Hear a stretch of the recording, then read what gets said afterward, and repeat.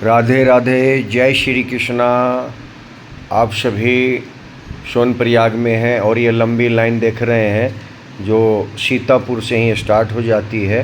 सीतापुर में ही हम सब भी रात्रि विश्राम किए हैं और यहाँ पे आप देख रहे हो केदारनाथ धाम की एक बोर्ड लगी हुई है जहाँ श्रद्धालुओं को स्वागत किया जाता है। ये सोनप्रयाग वही जगह है जहाँ बासुकी एवं मंदाकिनी नदी का संगम है। यह पवित्र स्थल सोनप्रयाग के नाम से जाना जाता है। आपको Solanki family vlog YouTube channel पसंद आए तो आप सब्सक्राइब भी करें, लाइक भी करें और शेयर भी करें। आगे मंदाकिनी का संगम है और मंदाकिनी बासुकी नदी के संगम को ही सोनप्रयाग कहते हैं। सोनप्रयाग का अर्थ होता है पवित्र स्थल, और इस पवित्र स्थल पे जो भी डुबकी लगाता है या जो भी इस पवित्र स्थल पे कुछ समय व्यतीत करता है वो अपने आप को धन्य मानता है। यहाँ एक पुल है और इस पुल से हम उस पार जाएंगे। सभी केदारनाथ यात्री पहले इस पुल को पार करेंगे और पुल पार करते ही नंबरिंग लगती है यहाँ पे बोलेरो की, और बोलेरो ही गाड़ी जो 4 व्हीलर है इस पहाड़ी एरिया में सक्सेस होता है।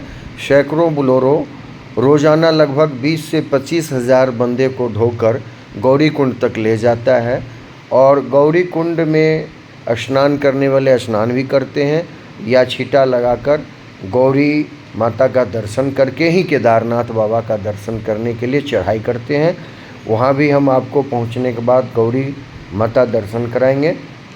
और इस सोनप्रयाग से आप देख रहे हो कि सोनप्रयाग के आसपास जो स्टैंड है, ये सोनप्रयाग स्टैंड के साथ साथ मार्केट भी है, और सोनप्रयाग स्टैंड के नीचे बिल्कुल आप देखेंगे सीतापुर का बस स्टैंड है, और सीतापुर का बस स्टैंड से हर जगह यात्री जाते हैं और यहीं से लोगों की लंबी लाइन लग जाती है, क्योंकि यहाँ के ऊपर 4 व्हीलर पर्सनल या किराए का आप नहीं लेके जा सकते हैं। इस वजह से ये स्टैंड बहुत कारगर है और यहाँ से आप सभी देख रहे हैं यहाँ स्टे करने की बहुत सुंदर व्यवस्था होती है। 1000 से 1500 में आपको रूम मिल जाएगा। यहाँ एसी की ज़रूरत ही नहीं पड़ेगी, क्योंकि इतनी ठंडी हवा बहती है रात को कि आपको यहाँ पे एसी की ज़रूरत नहीं होगा और बढ़िया रूम अवेलेबल हो जाता है। फिर सीतापुर से जब आप केदारनाथ की तरफ चलेंगे तो सोनप्रयाग जो ये आप देख रहे हैं बोर्ड, यहाँ से स्टार्ट हो जाता है और ये गौरी कुंड की तरफ, ये दोनों नदियाँ जो संगम है, इस संगम को मंदाकिनी और बासुकी नदी का संगम कहते हैं, जिस कारण यहाँ सोनप्रयाग का इसका नाम दिया गया है। और इस सोनप्रयाग से आप देखेंगे कि रेगुलर जितने साल आप देखोगे, जितने बार आओगे, उतने बार आपको कहीं न कहीं रोड या नदी के आसपास डैमेज मिलेगा, क्योंकि इतनी ज़्यादा बारिश होती है रोज़ाना, और तेज़ धार आने के कारण ऊपर काफ़ी ऊंचाई होने के कारण ये सारे रोड टूट ही जाते हैं लगभग, और हर साल मरम्मत किया जाता है। सरकार की तरफ से कोई कमी नहीं होता है इसकी, फिर भी जो प्रकृति है उसके हिसाब से काफ़ी टूट जाता है रोड। और आप यहाँ से देख रहे हो कि रुद्रप्रयाग दिखा रहा है 70 किलोमीटर और ऋषिकेश दिखा रहा है 210 किलोमीटर, यानी कि आप हरिद्वार के बाद ऋषिकेश और ऋषिकेश से 210 किलोमीटर जाएंगे तो आपको सोनप्रयाग मिलेगा। बीच में देवप्रयाग, रुद्रप्रयाग हमने आपको दिखाया भी था। जो जितने भी प्रयाग हैं सभी प्रयाग का हम दर्शन आपको कराते जाएंगे, क्योंकि ये पवित्र स्थली पे आने और दर्शन करने की महत्ता बहुत ही अधिक होती है। और फिर हम आपको दिखाएंगे कि ये यहाँ जो रुद्रप्रयाग हमने आपको दिखाया था पीछे, तो पिछले व्लॉग में हमने रुद्रप्रयाग को दिखाने के बाद ही आपको सोनप्रयाग दिखा रहे हैं, जहाँ से गौरी कुंड भी जाएंगे। सोनप्रयाग रुद्रप्रयाग से 70 किलोमीटर दूरी पे है और ऋषिकेश से 210 किलोमीटर की दूरी पे है।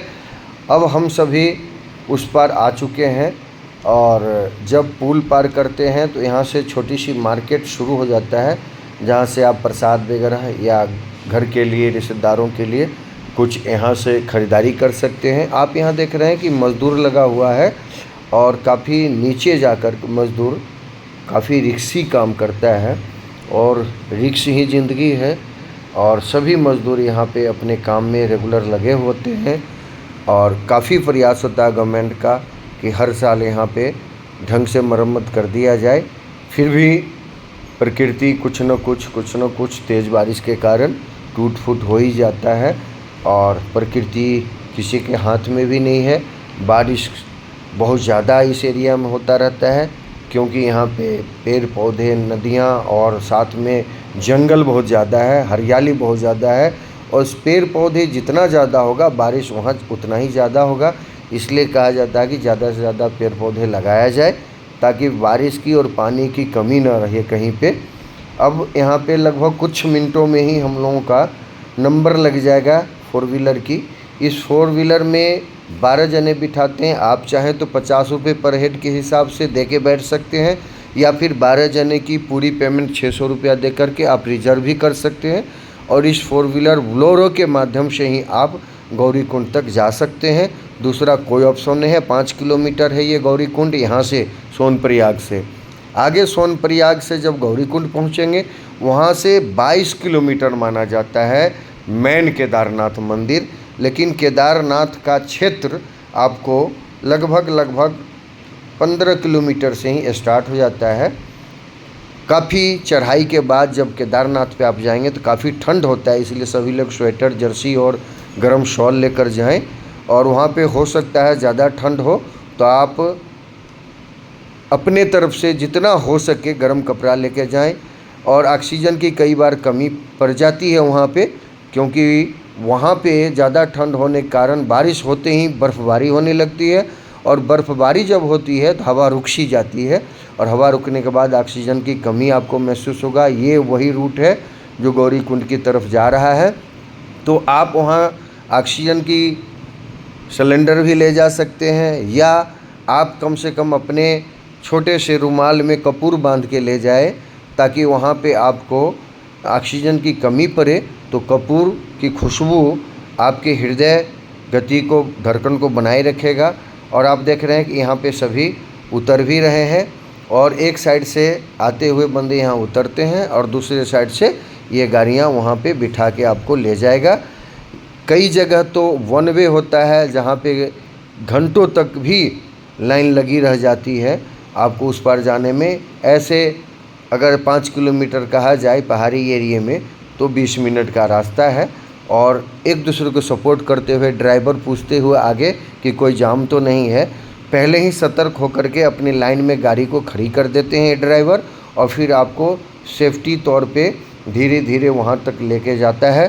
सभी ट्रेन ड्राइवर होते हैं, लाइसेंसी होते हैं और इतनी किनारे से लेके जाता है कि किनारे पे बैठे बंदे को काफ़ी डर भी लगेगा और डरने की ज़रूरत नहीं होती है क्योंकि ये ट्रेन बंदे होते हैं।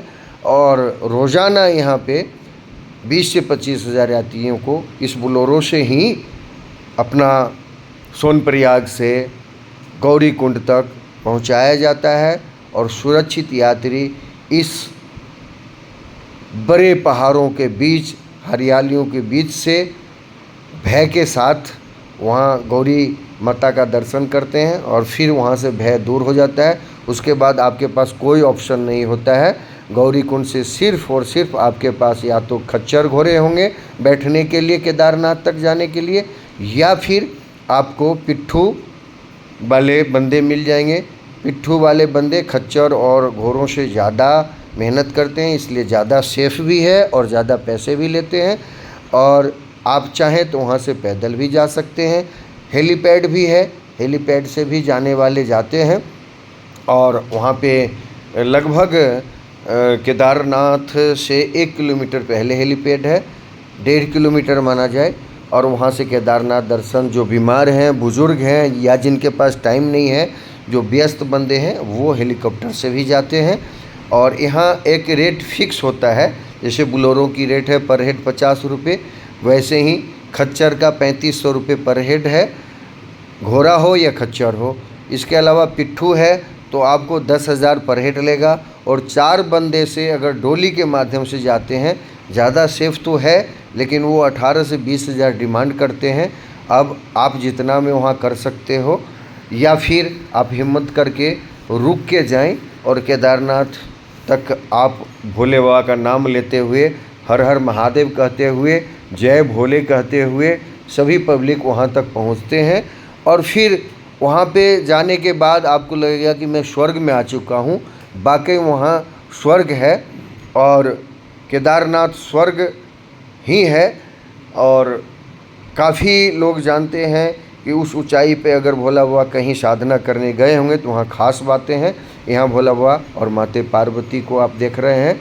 हम लोग गौरी कुंड पहुँच चुके हैं और गौरी कुंड में गौरी माता मंदिर का दर्शन करना बहुत ज़रूरी होता है। यहाँ शिव परिवार के साथ साथ गौरी माता का मंदिर बना हुआ है, जिनका स्नान करने के बाद आप इन्हें दर्शन करें, प्रणाम करें, इनसे शक्ति मांगें।